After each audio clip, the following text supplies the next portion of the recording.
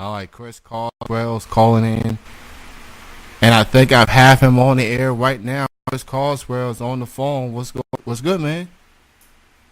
Hey, how you doing, Kenny? Good, good, man. Thank you for being on the show. I appreciate it. I appreciate you having me. So I am joined with a remarkable local musician out here in Kentucky. Chris Carswell is joining me on the show. Let's go ahead and get right into it. How did you get started as a musician? How did it start off for you? Um, I think it started when I was in high school. Um, I joined a liturgy band and played in a church, played church services, and that really brought me into the whole scene and like the work ethic it takes to play an instrument and sing. And it was, I found that music really became an outlet for me. I'm in a band that plays really like more like angry, intense music, and I'm in an R&B project as well. So all these emotions can be channeled through music in a positive way. So I think that's what really got me into it was church services. So, who do you consider your musical influences? Artists, whether it's independent, mainstream, local, who do you consider your musical influences? Um, I'd say my biggest one, the one that got me playing guitar, is David Gilmour. He's the guitarist for Pink Floyd, and one thing I always remember is that he started playing guitar at 22, and I was discouraged at that age because I think I was like 14, 15, picking up the guitar, and I'm like, I should have started years ago. At that age, you don't think like, you don't realize how young you are, but that really helped me get motivated. Like, if he can do it at 22, which is so old, at that age, and I can do it. And so I'd say David Gilmour, Jimi Hendrix, absolutely. I used to just play guitar to his backing drums. I'd find parts of like Red House where it's just the drums and the bass, and I'd loop that part over and over again, just play and try to sound like Hendrix. And locally, right now, there's some people who have an incredible work ethic. Absolutely, like Jans, he's up there for me. He gave me a chance. He just heard my music and he's like, yeah, come by through the studio, and we've got some stuff cooking, which I'm really excited about. Shout out to Jans. Shout out to the whole space campaign. Jordan Yeah, Jetson, absolutely. Casey Powell, who I interviewed a couple of weeks ago. Very good Hmm. dude. Now I live in Lexington, and I support all local music. Louisville's got a lot of talented artists out there. So many Absolutely. talented artists. What's it like just to be part of a city with so much talented artists, and also they support one another? Like, what's it like to be in a city like that, such as Louisville? It's a real privilege. When I've toured around the country, I go into these music scenes, and it's very competitive. Especially when it comes to how the like a size of the city. The larger the city, it's going to be more competitive because there's more people trying to get their name heard and get their music heard. And in Louisville, it's like we're just the perfect size. We're what do they call us, the world's smallest big city, and we have such a community here of like-minded artists who are more in the mindset of, if one of us looks good, we all look good. And that's really special, like seeing artists supporting each other. Like, they don't mind if, that artist, blows up, and they're like, I want the best for you. Like, and I want the same for myself, but I'm not gonna envy or feel jealous in any way. This is like, it's a big family, you know. We all support each other. We can all rise up together instead of, you know, making our own little camps and cliques, which, you know, they exist, but the people who are going to rise up together are part of this community, you know, said like Space Campaign, very inclusive, very supportive of each other, and really doing something for the community of Louisville, like music-wise, getting people heard that otherwise wouldn't have the chance to be. And nobody fades into obscurity. If you have the talent and the work ethic, and you want to work harder than anyone else, and devote your all your time to this. Anytime you're not at work, you're out here making music, and you want to play shows, and you have that motivation. Like you have a chance here, and you just have to keep at it. Shout out to everybody in Louisville doing their thing, you know. So there's an incredible music scene out there, and if anyone for some reason not checking out these artists, I say, what is wrong with you? Go check these artists out. Support local music. Now, as for you, Chris, you you're quite a versatile musician yourself. What do you have in the works that people can keep an eye on, as in new music that you may be working on or upcoming shows? What do you have in the works right now? Okay. Well, I have an R&B group with Sly Cooper or Brad Roeder. He used to be in a Shadow Pact. That was his baby. We met through Little Heart Records. Rest in peace, Brian Puckett. He's really the reason why I'm able to be doing what I'm doing and have the confidence, because he believed in me when no one else did. And so I met Brad through that record label. We were label mates for a while, and then played shows together a lot. We did lots of mixed genre shows. But Soul Conspirators, we have a release show for our first album, November 30th. It's going to be at the Butchertown Pizza Hall at the top floor. Anybody who went to the Dave Will Chris show, that's the same place. We got Dave Will Chris is going to actually be opening. We got Jans, and we have Sidestep. Sidestep is Nariah Romero's newest project, and he's got some really exciting new sound for Louisville. He's in a dream pop project. The album's going to be called Case of Clarity, and that's November 30th, once again, at the Butchertown Pizza Hall. We got a show this Saturday at Tap Room. It's going to be around midnight, so that should be fun. I'm in a hardcore band called Crossed Off. We got a tour with Louisville's Transgression, October 27th through the 31st. We'll be hitting a few dates in the Midwest, where we have a Halloween show in Chicago, so that should be fun. We just got done recording an album with Cadillac Young. Shout out to him. He's in Pleasures of the Flesh, and the Foxery. The album's going to be called Keep It Together.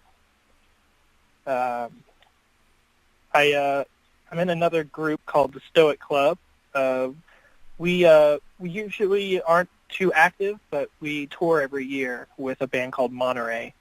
They're from Chicago, and so that should be fun. We haven't planned next year's tour, but it's probably going to be sometime in the summer. I do play bass for Nariah's project Sidestep, and we are playing this Saturday at Our Lady at the Good Couch. It's a house. I've never heard of this place before, but they hit us up, or they hit Nariah up and said, "Hey, we really dig the music.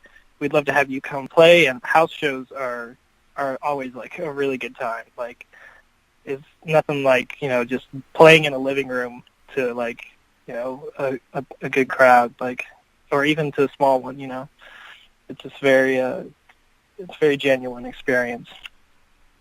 I do have some solo stuff myself. I'm doing an EP with Shahid.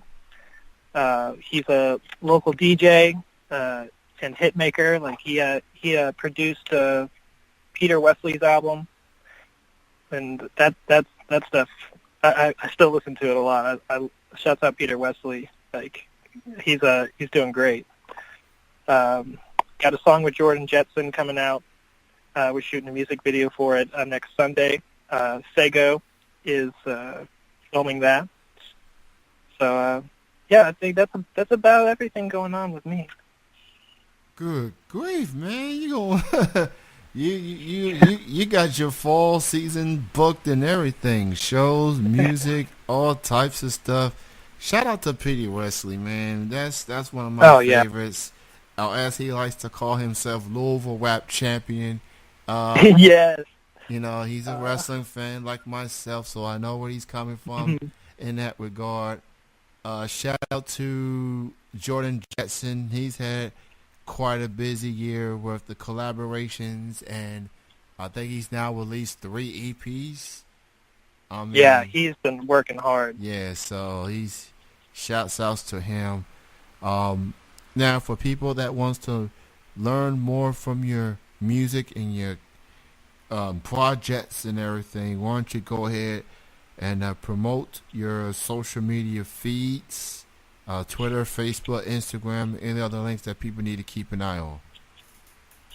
All right. Soul Conspirators. We got 2 singles. They're live on Spotify, Apple Music, Tidal, all the streaming services. We're on Facebook at Soul Conspirators, Instagram, Soul Conspirators, and we have a Twitter as well. Crossed Off. We're on Instagram at just Crossed Off Hardcore. You can hear our past album on Bandcamp. Our next album we're going to release on all streaming services when that comes out. Stoic Club, you can check us out on bandcamp.com and SoundCloud as well. We are on Instagram at The Stoic Club. You can hear me, Chris Carswell, at Spotify, Apple Music. Just released a single on there with my friend Marco. He just came back in town from Florida. He's a real talented musician. And we just wrote a song and released it on there. And I'm on Facebook. I'm on Instagram. Instagram is Avocados and Sanders Rose. And Sidestep, check them out at bandcamp.com and also all streaming services. Go check this dude out, Chris Carswell, and his projects and everything, the bands he's a part of. Man, I got a chance to play your songs earlier. I played When I Made It, and I played Love Fiend. Yeah. I like both songs, man. Thank you. Absolutely incredible tracks that you got going. I want to talk about Love Fiend in particular. Talk about working on that song and what's it all about. Love Fiend, it started as we heard the beat, and as soon as I heard this beat, I'm like, I have to sing over this. This is something special. It's actually a vaporwave beat by a Canadian producer. She goes by Luxury Elite, and I hit her up and I said, hey, I really want to sing over this. Like, this is something really special. She's like, yeah, it's no problem. Like, go, do it. I can't wait to hear it. And basically, that song it's about being in love and it almost becoming like a handicap, because we all have this like honeymoon phase with somebody when we first meet them, and we want to be around them all the time, and you just drop everything for them. Your friends stop seeing you, and this person really encapsulates all your attention. From my end, I just wrote a love song, and it seemed simple, simple enough, like for this beat, Like I didn't want it to make it something really complicated. I wanted it to be something that you can just, listen to and be able to relate to. We think we've all been there. And Brad, Sly Cooper, he came in with his verse, and he pretty much said the same thing. He says he did it with much better wordplay and cadence than I did. Like he's a very talented rapper. But yeah, it's a love song from the heart, really. That is an incredible record. Definitely something to listen to. Music connects with people, and it can help you through trying times. How cool is it for you as an artist that you put these songs out and you get like comments or messages talking about how good your music is, and maybe sometimes people are, you know what, that song is something I can relate to. What's it like you get those reactions from not just fans but for fellow peers on the music scene per se? It's incredible, and I'm very thankful for it. When you hear these things, you work as an artist, and you put all these hours and just time into making something that you can just be able to look back at it and be like, yes, this is it. This is complete. This is what I want. And once again, it's like a therapeutic experience, the writing process, the recording. And at that time, I was learning how to record everything myself. So I ended up recording that song in my car with my iPhone. I watched a small documentary about this guy named Steve Lacy. He's a producer who records and produces all through his iPhone, except he's done records for like Kendrick Lamar and a ton of other artists. And I was kind of inspired by that, because it's like, I don't have all this equipment. Like I can't afford to buy the full studio or even get studio time, because at that time just not many people knew who I was. And so I said, I have the tools. I'll make it happen. So I just sat in my car. That's the studio, and just recorded the vocals and got Brad's in there too, and thankfully got a mix from Jans on that.